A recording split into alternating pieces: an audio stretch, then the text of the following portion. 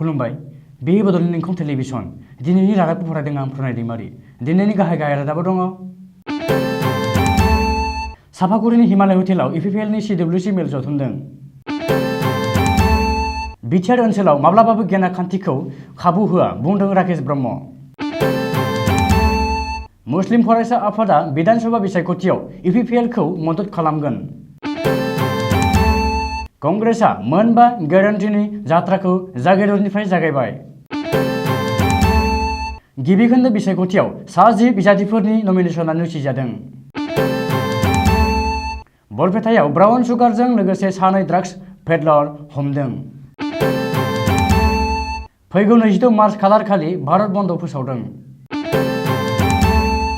जानो गोनां T20 world कापआव भारतनि क्रिकेट हानजायानो गोख्रोंसिनै गेलेगोन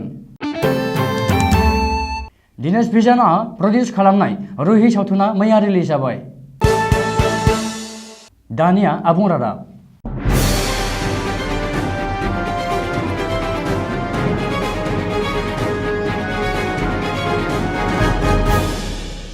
चिरां जिल्लानि सापागुरियाव थानाय हिमालय हटेलाव दिनै प्रमद बर' दैदेननाय इपिपिएल दोलोनि मोनसे सिडब्लिउसि मेल जानानै थाङो बिटिसिनि गाहाय आरो इपिपिएल दोलोनि आफादगिरि प्रमद बर'नि दैदेननायाव बे मेलखौ खुंनाय जायो मेलनि उनाव प्रमद बर'आ खौरांगिरिनि सिगाङाव फोरमायथिनाय बादिब्ला इपिपिएल दोलोआ सिगां समावनो मोनफ्रोम बियाबाव दानानै लानाय कोअर्डिनेशन कमिटिनि कोअर्डिनेटरफोरनिफ्राय दिनैनि मेलाव रिपर्ट लानाय जायो आरो फैबाय थानाय विधानसभा बिसायख'थिनि स्ट्रेटेजिनि बागै सावरायनाय जायो मख'नो गोनांदि बिटिसिनि सिङाव थानाय मोन 12 मासिनि गेजेराव इपिपिएल दोलोआ मोन 9 मासियाव बिसायख'थि गेलेगोन आरो बिटिसिनि बाहेराव मोन 2-3 मासियाव बिजाथि होनायनि बागै सावरायगासिनो दङ होननानै प्रमद बर'आ खौरांगिरिनि सिगाङाव रोखा बुंथिदों बेजों लोगोसेनो बिटिसिनि मोन 2 मासियाव बिजाथि फोसावनानै आद्रा थानाय मोन 7 मासिनि थाखाय साननैसोनि गेजेरावनो बिजाथिफोरनि फारिलाइखौ फोसावगोन होननानैबो बुंदों ओरैहाय बिटिसिआव जथायै सोरखार खुंनाय जिएसपि दोलोनि आफादगिरि एमपि नबकुमार सरनियाया उदां बिजाथि महरै बिसायख'थि गेलेनो थि खालामनायनि सायावबो जथायारि दोलोजों सावरायनानै माबा मोनसे सुस्रांनाय फैगोन होननानै बिटिसिनि गाहाय प्रमद बर'आ खौरांगिरिनि सिगाङाव बुंदों बिटिआर ओनसोलाव माब्लाबाबो गेना खान्थि आरो जाख्लनाय लुथिनायखौ खाबु होआ होननानै बुंदों बिटिसिनि मावफुं सोद्रोमा राकेश ब्रह्मआ बाक्सा जिल्लानि दिरिं दैमायाव आयेन बेरेखायै बाला अन्थाइ बुरखांनायखौ हमनानै पुलिस बिफाननो गथायना होनाय समाव आयेन बेरेखा खामानि मावग्राफोरखौ हुमखि होनानै बे बाथ्राखौ बुंदों बिटिसिनि मावफुं सोद्रोमा राकेश ब्रह्मआ मख'नो गोनांदि बिटिसिनि सानै मावफुं सोद्रोमा राकेश ब्रह्म आरो धनेशन दास मोना हाग्रा बिफाननि मददजों हरखाब अपारेशन खालामनानै दिरिं दैमानिफ्राय आयेन बेरेखा बाला अन्थाइ रोगानाय गंनै डाम्पारखौ हमनानै बाक्सा पुलिसनो गथायनानै होदों बेनि बागै राकेश ब्रह्मआ खौरांगिरिनि सिगाङाव फोरमायनाय बादिब्ला सानैसो दुथांफोरा हाग्रा बिफाननि नेमखान्थिखौ मानियालासे आरो जेबो सालान दानालासे दिरिं दैमानिफ्राय सानसेयावनो 40 लाख रांनिबो बांसिन अन्थाइ बालाखौ रोगायो बबेखानि बिटिसिनि बारग' गाहाय हाग्रामा महिलारिया सिगां समाव मोनफ्रोमबो बिथिङावनो गोबां रां जाख्लनाय आरो दासिमबो बेफोरबादि आयेन बेरेखा खामानिखौ मावदोंब्ला हमनानै गोख्रों साजा होनाय जागोन होननानैबो राकेश ब्रह्मआ गोख्रों हुमखि होदों फैबाय थानाय विधानसभा बिसायख'थियाव मुस्लिम फरायसा आफादा प्रमद बर' दैदेननाय इपिपिएल दोलोखौ थोंजों मदद खालामदों मुस्लिम फरायसा आफादा मोनसे खौरांगिरि मेल खुंनानै बे बाथ्राखौ फोसावदों बबेखानि विधानसभा बिसायख'थियाव मुस्लिम फरायसा आफादा बिटिआरनि सिङाव इपिपिएल दोलोनि साफ्रोमबो बिजाथिफोरखौ मदद खालामगोन आरो बिटिसिनि बाहेराव हारियारि नङै राजखान्थि हानजा आरो बिजाथिखौ नायनानैसो मदद खालामगोन होननानै मुस्लिम फरायसा आफादा खौरांगिरिनि मेलाव बुंदों मख'नो गोनांदि बिटिसिआव प्रमद बर' दैदेननाय सोरखार फैनायनि उनावनो मुस्लिमफोरनि दाबिफोरखौ बिटिसि सोरखारा मावफुंनो आखायाव लादों बेनिखायनो फैबाय थानाय बिटिसिनि बिसायख'थियाव इपिपिएलनि बिजाथिफोरखौ थोंजों मदद खालामगोन होननानै फोसावदों ओरैहाय आसामनि राङारि सावस्रि सोलोंथाइ मन्त्रि डक्टर हिमन्त बिश्व शर्मानि गासैबो बाथ्राफोरा गनायजाथावना नङा होननानैबो मुस्लिम फरायसा आफादा खौरांगिरिनि मेलाव बुंदों फैबाय थानाय विधानसभा बिसायख'थिखौ लोब्बा लाना फोसावनाय मोनबा ग्यारान्टिनि जात्राखौ कंग्रेसआ जागिरदनिफ्राय जागायबाय मख'नो गोनांदि कंग्रेसआ आसाम बासाव आहक एबा आसामखौ रैखा खालामनि फै अभियाननि उनाव आसामारिफोरनि थाखाय गुबुन मोनबा ग्यारान्टि फोसावदों बे मोनबा ग्यारान्टिफोरा जादों कंग्रेसआ आसामाव सोरखार दानायनि उनाव आसामनि 5 लाख लाइमोनफोरनो साख्रि होनाय नोगोरारि सोदांनाय आयेनखौ बोखांनानै लाहोफिननाय, साहा बागाननि लेबारफोरनि सानसेनि मजुरिखौ 365 रांसिम बांहोनाय, साफ्रोम ग्राहकफोरनो दानफायाव 200 इउनिटसिम बेसेन नाङै मोब्लिब होनाय आरो साफ्रोम हम मेकारफोरनोबो दानफायाव 2000 रां अनसुंथाइ होनाय। कंग्रेस दोलोआ होनाय बे मोनबा गेरेन्टिनि फोसावदिंनायखौ कंग्रेसआ जागायनायनिफ्राय आसाम नाङै जागायबाय। आसाम प्रदेश कंग्रेसनि इनचार्ज जितेन्द्र सिंहआ कंग्रेसनि बे मोनबा गेरेन्टिनि जात्राखौ बिस्थिबारखालि जागायनायनिफ्राय जागायजेनो। बे हाबाफारियाव जितेन्द्र सिंहजों लोगोसे आसामाव प्रदेश कंग्रेस कमिटिनि दैदेनगिरिफोराबो बाहागो लायो आरो खुंथाय गोहोआव थानाय बिजेपिखौ गोख्रों रावजों सावरायो। फैगौ 17 मार्च खालारखालि विधानसभा बिसायख'थिनि गिबि खोन्दोनि भट आजावगोन। गिबि खोन्दोआव खुंजानो गोनां बिसायख'थिनि थाखाय नमिनेसनलाइ गथायनाय बिजाथिफोरनि गेजेराव सा 10 बिजाथिफोरनि नमिनेसनलाइया नेवसिजादों एबा रिजेक्ट खालामजादों। रिपर्टनि बादिब्ला गिबि खोन्दोनि बिसायख'थिनि थाखाय नमिनेसन गथायनाय गुबुन गुबुन दोलोनि सा 10 बिजाथिफोरनि नमिनेसनआ नेवसिजादों होननानै आसाम इलेक्शन कमिसनआ फोसावदों।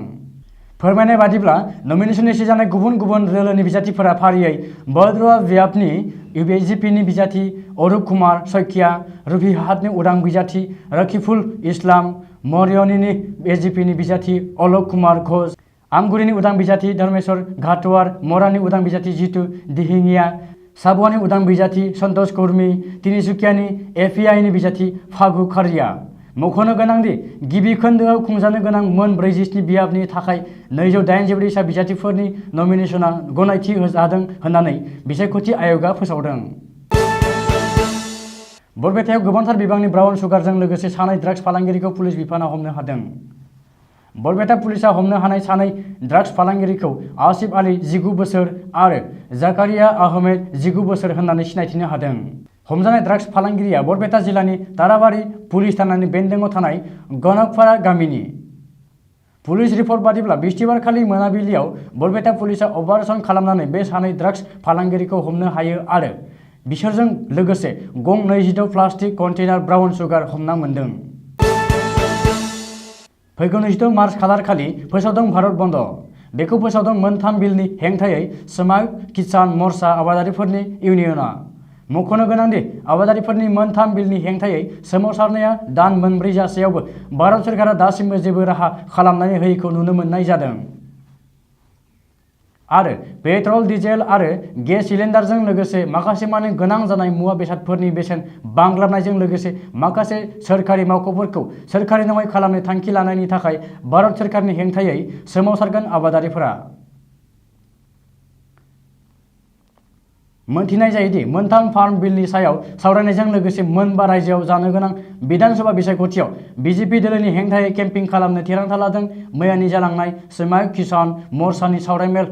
जिरायनायनि गेजेरजों।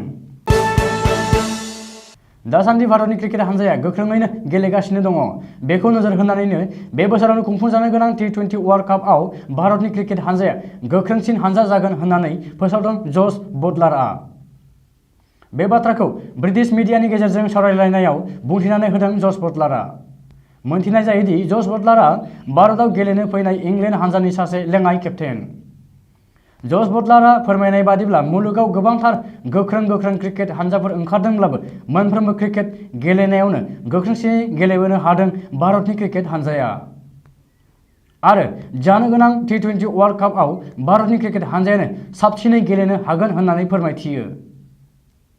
मख'नो गोनांदि भारतआव T20 वर्ल्ड काप खुंनाया गावनि थाखाय मोजां जागोन होननाबो बुंथियो इंलेन्ड हानजानि लेङाइ केप्टेन जस बटलारआ।